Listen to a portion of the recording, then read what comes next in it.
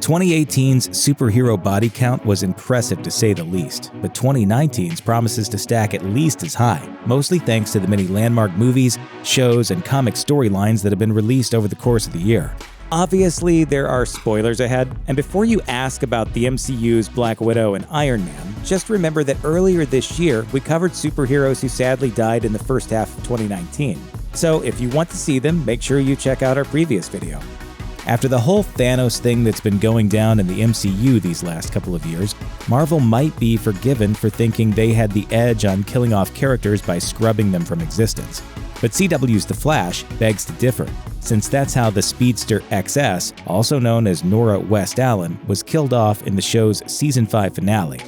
During this episode, XS gets erased from reality when Team Flash's defeat of the villain Cicada changes Nora's future timeline. In an earlier episode, the show's heroes learn Nora has been running to and from the future, getting tips on how to beat Cicada from the imprisoned villain, Reverse Flash. But in the finale, the team figures out Reverse Flash's motivation.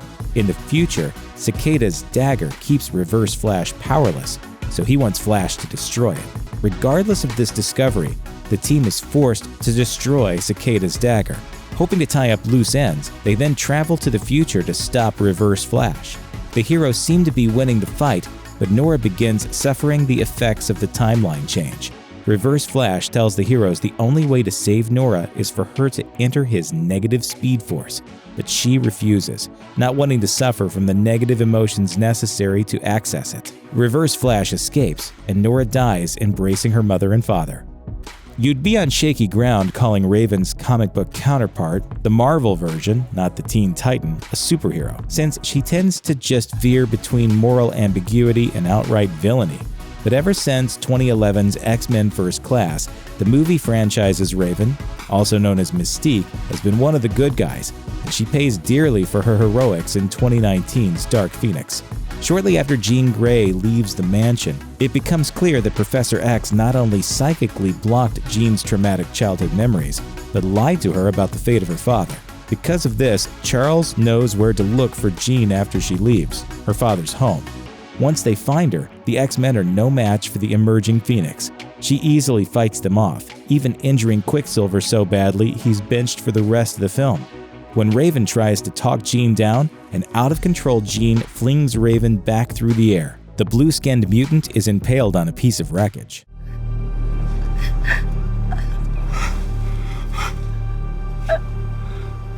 Raven's death brings with it catastrophic consequences.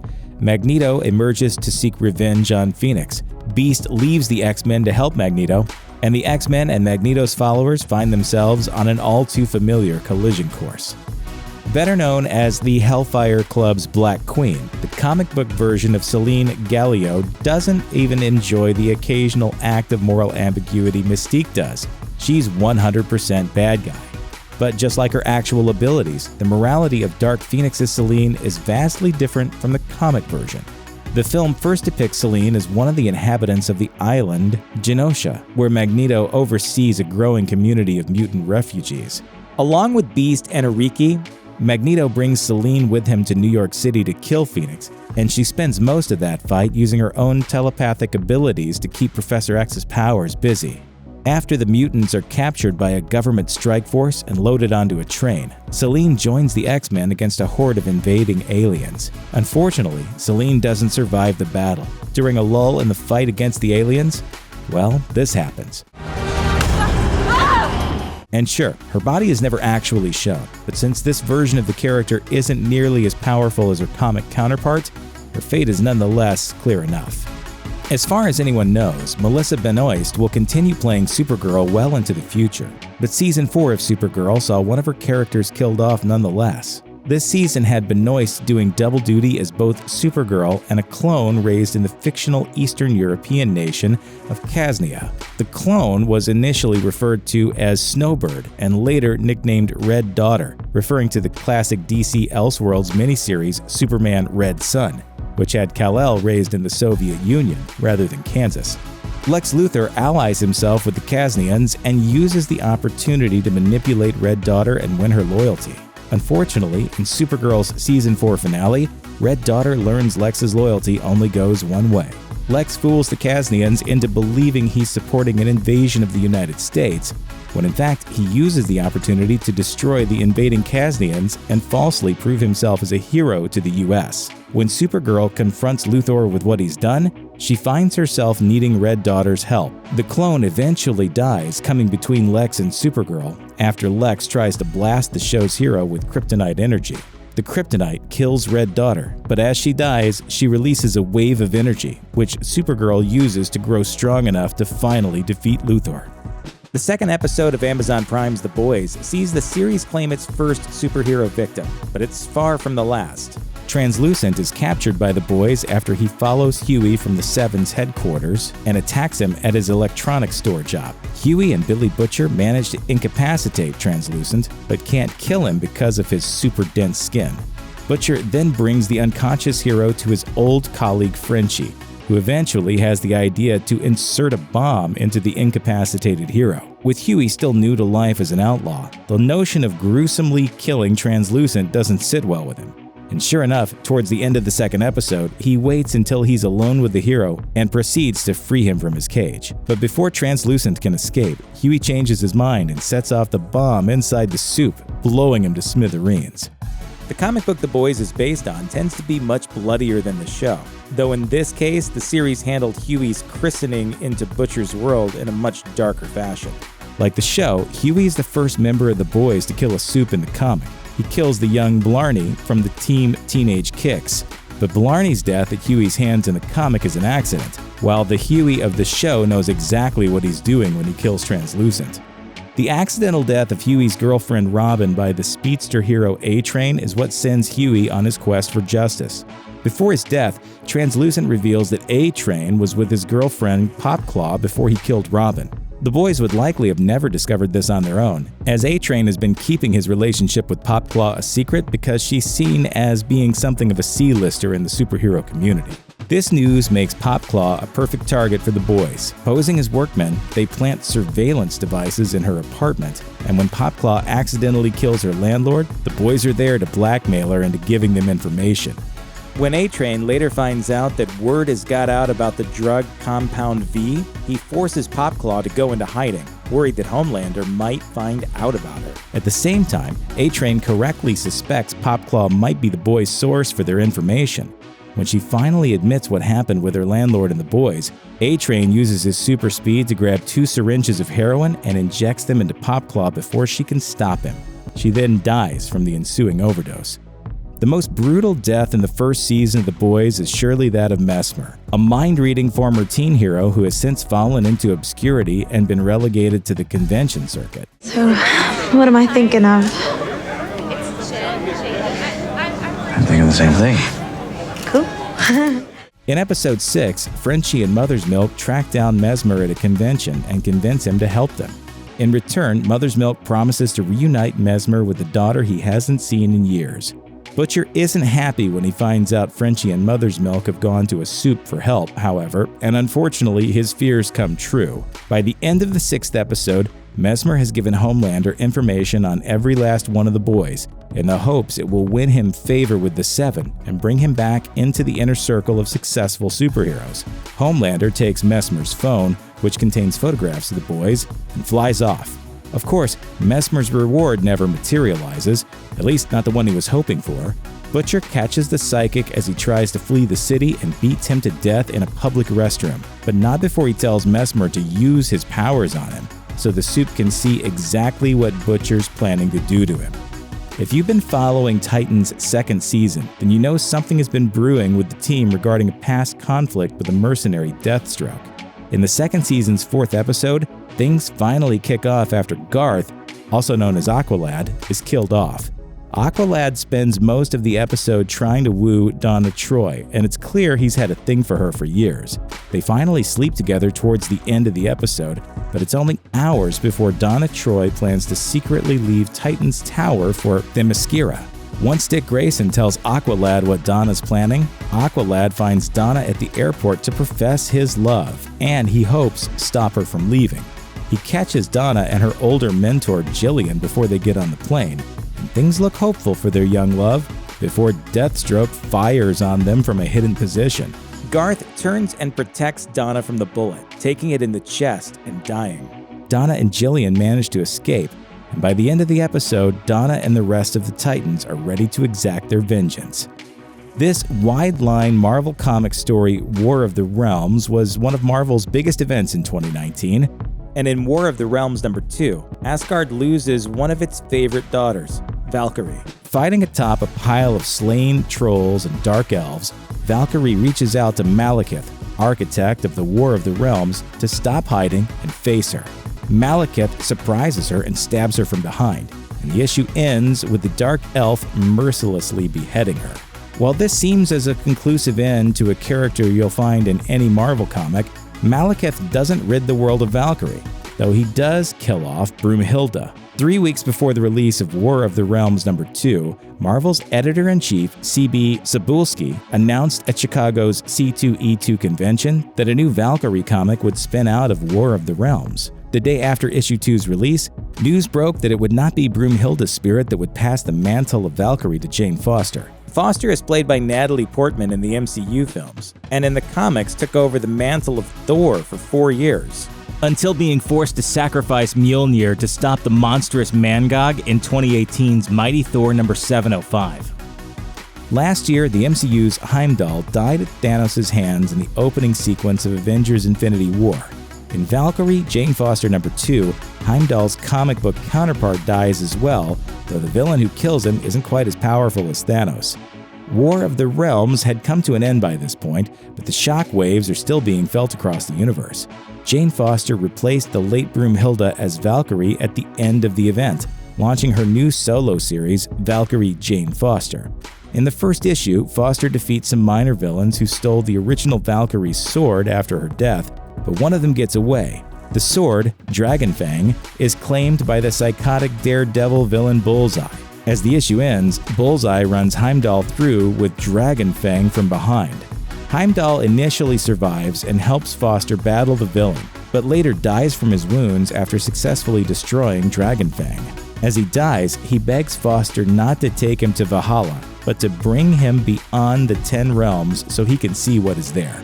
Foster agrees, promising to embark on a journey into mystery with the late Bridgekeeper, echoing the title of the comic in which Marvel's Thor first appeared in 1962. Tony Stark, Iron Man #15, sees the return of an old friend to the Marvel Universe, an artificial intelligence version of Tony Stark. Oh, it's good to be back! The Stark A.I. became active after the events of Civil War II left Tony in a coma.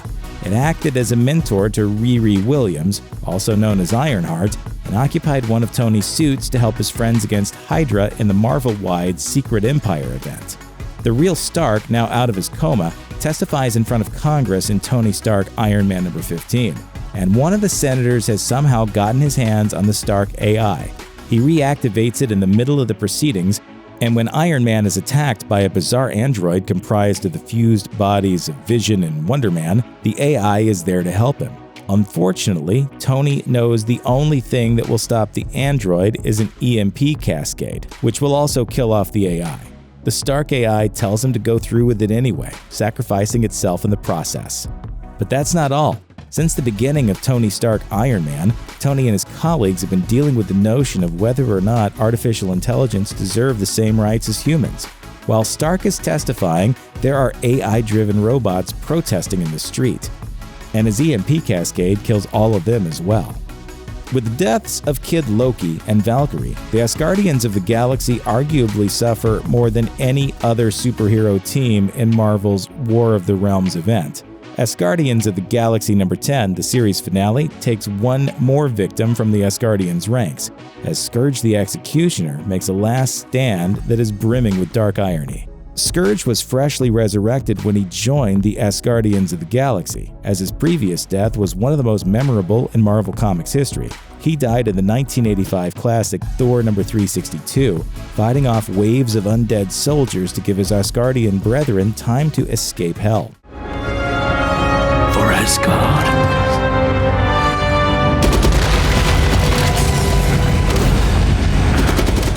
This time around, however, Skurge's foes are much different. The Angels of Heaven inexplicably side with the Dark Elf Malekith in War of the Realms, and Skurge ends up joining fellow Asgardian Angela in Heaven itself. Once there, Skurge holds off the Angels to give Angela the time to summon an army of undead Asgardian warriors. Ironically, having died his first death against an army of the dead, Skurge dies his second death helping to summon another army of the dead to his side. After he succumbs to his wounds and the battle is won, Skurge awakes in Valhalla, the realm of the honored dead. Valhalla's other residents greet him warmly, and when he insists he hasn't earned a place among them, they tell him they all thought the same thing when they got there. Dark Beast is a version of Hank McCoy from an alternate reality based on the 1995 Age of Apocalypse event. And to be fair, he wasn't much of a superhero. Nevertheless, he's been working with the X-Men since Cyclops returned from the dead and started putting a new team together in Uncanny X-Men number 11. In Uncanny X-Men number 20, Dark Beast inadvertently turns on his benefactors, thinking he's helping them, but pays for his mistake with his life. All around the globe, parents are giving their children a new vaccine designed to suppress any emerging mutant genes. Dark Beast tells his teammates he's figured out a way to counteract the vaccine. He just needs his own agent dispersed in the upper atmosphere. Unfortunately, the X-Men trust Dark Beast, and Banshee disperses the agent as ordered. The X-Men soon learn what Dark Beast has failed to tell them, that once his agent has been dispersed, it wouldn't simply stop the anti-mutant vaccine from working. If a child receiving the vaccine is a mutant, it will likely kill them. Dark Beast sees this as an inestimable success, saying that now human parents won't dare get their children vaccinated. Ignoring Cyclops' protest, the vengeful mutant Magic uses her powers to teleport Dark Beast's head into the ceiling, ending his dark experiments for good. The current volume of Guardians of the Galaxy spun out of the line-wide event in Infinity Wars in which Gamora kills her adoptive father, Thanos. In Guardians of the Galaxy number 1, it is revealed that Thanos had arranged to have his consciousness uploaded into someone else's body in case of his untimely death. Starfox then assembles a team of Dark Guardians to find and kill the most likely candidates, starting with Gamora, while Peter Quill's Guardians try to save her. Unfortunately for Starfox and his Dark Guardians, it turns out Gamora isn't the new host for Thanos after all. In Guardians of the Galaxy number 5, it's revealed that it was Starfox into whom Thanos' consciousness was uploaded, and it was the Asgardian goddess of death, Hela, who did the deed. After the Dark Guardians capture Gamora, Hela appears and easily brushes them aside. She reveals the truth to Starfox, and Thanos' consciousness emerges and gains dominance over his brother's body. Hela then brings Starfox to Nowhere, where Thanos' reassembled body awaits. The Guardians arrive on Nowhere, and Gamora runs Starfox through, ending his life and stopping the Mad Titan's resurrection. The long-awaited CW crossover Crisis on Infinite Earths finally arrived as 2019 approached its end, and the event's first chapter wasted no time in taking a major victim.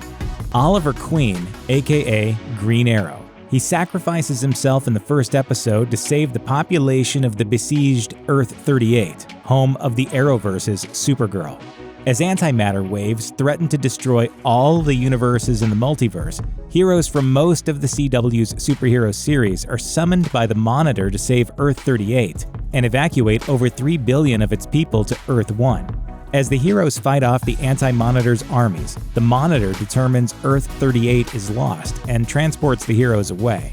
Green Arrow, however, refuses to leave. The Monitor finally brings Oliver back to Earth-1. I calculate 1 billion souls survive due to his noble sacrifice. Oliver dies shortly afterward, but he does get resurrected, sort of, in Part 3. He's brought back without a soul. After a group of heroes goes to Purgatory to save him, Jim Corrigan, the Spectre in the comics, tells him that he's needed elsewhere to fulfill his destiny. By Part 3 of Crisis on Infinite Earths, all the heroes of the multiverse are dead. The only survivors are Supergirl, Batwoman, Ryan Choi, Lex Luthor, Flash, John Jones, and Sarah Lance. Titans Hawk and Robin of Earth-9, the 1960s Batman series Earth-66 Robin, and Birds of Prey's Earth-203 Huntress, and everyone from their respective worlds are all annihilated by the antimatter wave. Batwoman kills the Earth 99 Batman, and Lex Luthor kills and replaces the Earth 96 Superman. Earth 90 Flash sacrifices himself to save Earth 1, which unfortunately proves futile after the Harbinger kills the Monitor. The long list of other dead heroes include everyone on Earth 2, Earth 89 Batman, and any members of his Bat family, the Ray and Freedom Fighters of Earth X, the Mick Rory of Earth 74, the heroes of Earth 38, the former Superman and other heroes of Earth 167, Black Lightning, Thunder, Lightning, Pariah, and Jonah Hex. Those aren't all the superheroes who lost their lives in 2019. Here are a few other heroes who fell this year. Scout, Waxman, Gibbon, Joseph, Starboy, Vanisher, Velocidad, Alejandra Jones. Check out one of our newest videos right here. Plus, even more Looper videos about your favorite superheroes are coming soon. Subscribe to our YouTube channel and hit the bell so you don't miss a single one.